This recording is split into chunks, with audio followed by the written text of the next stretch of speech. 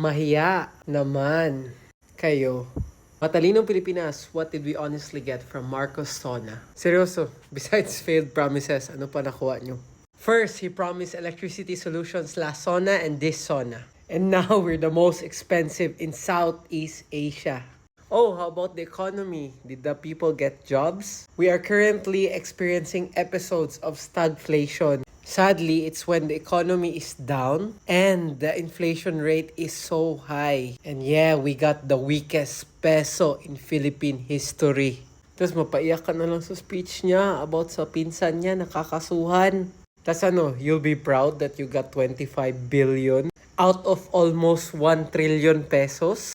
25 billion is just around 2% to 3%. We still have 950 plus billion missing due to flood control projects. Mas madami na tayo sessions para sa impeachment ni VP Sara kontra sa flood control projects. Nung una pa lang, sinabi na ni VP Sara sila dalawa talaga ang problema. But nobody listened. Remember when he said he did everything for the Philippines during the fuel crisis? Well, we were the first country in the world to declare oil crisis. This is way back February 2026. The Philippines were number 1. We were worse than Nigeria, Malaysia, and etc. The oil crisis wasn't just about the war, but also about our administration. And yeah, lastly, in his 2026 SONA, he promised 6 million homes. And now, for his SONA 2027, we only still have 500,000 units. Kamusta kaya itong mga bahay na to? Guys, tanggapin yung ayuda, go, it's better sa inyo mapunta. Pero please, wake up.